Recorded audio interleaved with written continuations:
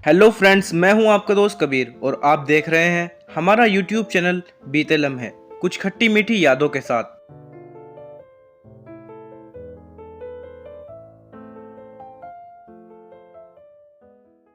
1985 में आई फिल्म गुलामी में मिथुन चक्रवर्ती का तकिया कलाम आज भी फेमस है। बॉलीवुड में डिस्को डांसर और दादा के नाम से पहचाने जाने वाले मिथुन दा आज 73 साल के हो गए हैं।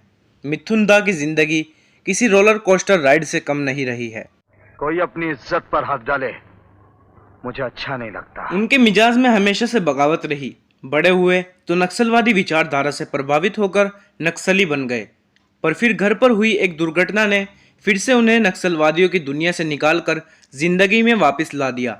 मिथुन दा उन चंद फिल्मी सितारों में से एक हैं जिन्हें पहली फिल्म में नेशनल अवार्ड मिला हो। सांवले रंग की वजह से रिजेक्शन झेला, पहली शादी कुल 4 महीने में टूट गई।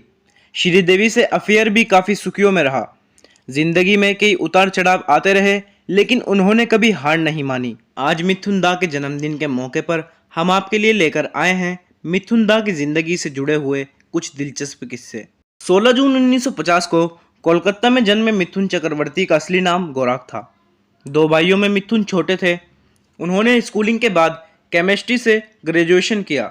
उस समय नक्सलवाद चरम पर था, तो कुछ लोगों की गलत संगत में मिथुन भी अपना परिवार छोड़कर एक नक्सल ग्रुप का हिस्सा बन गए। उस समय के नक्सलवादी रवि रंजन मिथुन के बेहद करीब थे।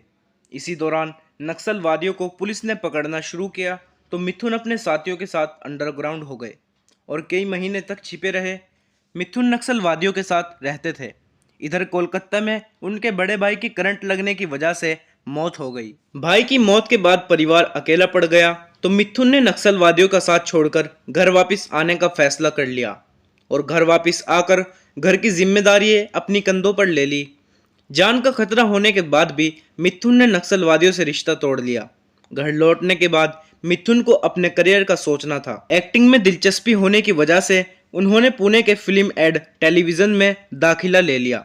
मिथुन की पढ़ाई तो पूरी हो गई, मगर उन्हें काम नहीं मिला। काम की तलाश में मिथुन ने वही किया जो हर वह शख्स करता है जो हीरो बनने की चाहत रखता है। वह सीधा मुंबई जा पहुंचे। यहाँ उन्होंने कई दफ्तरों के चक्कर काटे, लेकिन निराशा ही हाथ लगी। मुंबई जैसे बड़े शहर में बिना नौकरी और काम के गुजर करना बड़ा मुश्किल है, इसलिए मिथुन को कई दिन खाली पेट सोना पड़ता था। इंडियन एक्सप्रेस को दिए गए एक इंटरव्यू में मिथुन ने कहा था कि मैंने ऐसे दिन भी गुजारे हैं जब मुझे भूखे पेट फुटपाथ पर सोना पड़ता था। रोते रोते मुझे नींद आ जाती थी। कई बार तो मैं यही सोचता था कि पता नहीं कल खाना मिलेगा या नहीं, अगले दिन सोने का ठिकाना कहाँ होगा। मैं कई दिनों तक फुटपाथ पर सोया हूँ। कई महीने तक फिल्म स्टूडियो के चक्कर काटते रहने के बाद भी मिथुन को कोई काम नहीं मिला। फिर उसके बाद उस ज़माने की मशहूर हीरोइन हेलेन का असिस्टेंट बनने का मौका मिला। असिस्टेंट बनने के बाद उन्होंने अपना नाम मिथुन से बदलकर रेज रख लिया था। हेलेन को असिस्ट करते हुए मिथुन का उनकी फिल्मों के सेट पर आना जाना लगा रहता था, इसलिए लोग मिथुन को भी जानने लगे थे। धीरे धीरे मिथुन को छोटे मोटे रोल मिलने शुरू हो गए। कुछ फिल्मों में मिथुन ने हीरो के बॉडी डबल बनकर भी काम किया। मिथुन मुंबई में आकर अपने कपड़े सिलवाने एक ही टेलर के पास जाया करते थे, जिसकी दुकान का नाम प्लेबॉय था। एक दिन जब मिथुन टेलर की दुकान पर पहुंचे तो देखा कि मशहूर राइटर सलीम साहब वहाँ पहले से ही खड़े हुए हैं। सलीम साहब का उस टाइम नाम हुआ करता था, इसलिए मिथुन उन्हें देखते ही पहचान गए। नज़रें टकराते ही सलीम साहब भी मिथुन को बड़ी गौर से देखने लगे। चंद मिनटों के बाद सलीम साहब मिथुन के करीब आकर बोले कि तुम्हारे चेहरे में कशिश है, तुम्हें फिल्मों में काम करना चाहिए। मिथुन ने जवाब में कहा, मैंने पुणे से एक्टिंग सीखी है और मुंबई में काम की तलाश कर रहा हूँ। ये सुनते ही सलीम साहब ने उन्हें यश चोपड़ा का नंबर दिया और कहा कि इनके ऑफिस जाकर मिलो, हो सकता है कुछ काम बन जाए। मिथुन अगले ही दिन यश चोपड़ा के ऑफिस पहुंच गए। उस समय यश चोपड़ा अपनी फिल्म त्रिशूल पर काम कर रहे थे। लीड रोल में पहले ही अमिताभ बच्चन आ चुके थे, लेकिन एक लड़के की जगह कुछ दिनों पहले तक खाली थी। जैसे ही मिथुन पहुंचे तो उन्हें पता चला कि वो रोल पहले ही सचिन पिलगावकर को दे दिया जा चुका है। शरीफों के लिए ज्योति, गुंडों के लिए ज्वाला। मिथुन निराश तो हुए, लेकिन हमेशा इस बात के लिए एहसानमंद रहे कि सलीम साहब जैसी बड़ी शख्सियत ने उनकी मुश्किल समय में मदद करने की कोशिश की। मिथुन को अपने सांवले रंग की वजह से बड़ी परेशानियों का सामना करना पड़ा। कई बार तो उनके रंग की वजह से उनकी बेइज्जती तक की गई। इसके बाद मिथुन को फिल्म मरग्या में काम करने का मौका मिला। अपनी पहली ही फिल्म मरग्या से उन्हें बेस्ट एक्टर का नेशनल अवार्ड मिला। इसके बाद 1978 में आई फिल्म रक्षक और 1979 में आई फिल्म सुरक्षा से मिथुन को स्टारडम मिल गया। 1978 की फिल्म फूल खिले हैं गुलशन गुलशन में ऋषि कपूर और मिथुन को एक साथ कास्ट किया गया था। शूटिंग शुरू होने से पहले जब डायरेक्टर सिकंदर खन्ना ने मिथुन से पूछा कि क्या तुम्हें कार चलानी आती है, तो फिल्म छीन जाने के डर से मिथुन बोल पड़े, हाँ मैं चला लेता हूँ। अब जो झूठ बोला था उसे बरकरार भी रखना था। शूटिंग शुरू हुई, लेकिन यहाँ अब मिथुन को छोटी मोटी ड्राइविंग नहीं करनी थी।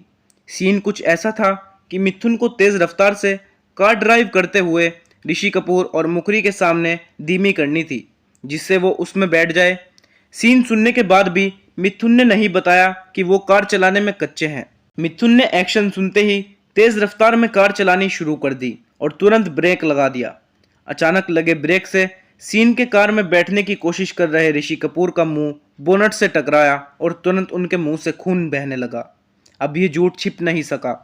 बड़ा हादसा होते होते रह गया। मिथुन ने माफी मांगते हुए बता दिया कि उन्हें गाड़ी चलानी नहीं आती।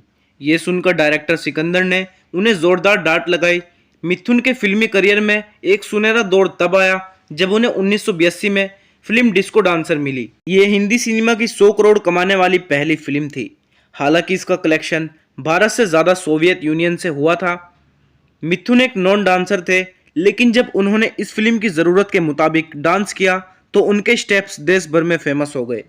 इसके बाद उन्होंने कसम पैदा करने वाले की, डिस्को डिस्को, कमांडो, प्यार झुकता नहीं, गुलामी, मुझे इंसाफ चाहिए, घर एक मंदिर, स्वर्ग से सुंदर और प्यार का मंदिर जैसी फिल्मों में बेहतरीन अदाकारी का नमूना पेश किया, जिससे वो एक टॉप स्टार बन गए। क्या रे, अपन को धमकी देने आया क्या? साल 1989 में मिथुन की एक साथ 17 फिल्में रिलीज हुई थी, जिनमें इलाका, मुजरिम, लड़ाई, गुरु और 20 साल बाद जैसी फिल्में शामिल हैं। एक साल में सबसे ज़्यादा फिल्में करने वाले बॉलीवुड एक्टर का वर्ल्ड रिकॉर्ड मिथुन के पास है। मिथुन चक्रवर्ती ने 1979 में हेलन से शादी कर ली। ये शादी महज 4 महीने तक ही टिक सकी। पहली पत्नी को छोड़ते ही मिथुन ने योगिता बाली से शादी कर ली। इनके 3 बेटे भी थे। मिथुन ने कचरे के ढेर में मिली एक बच्ची को भी गोद लिया था, जिसे उन्होंने दिशानी नाम दिया है।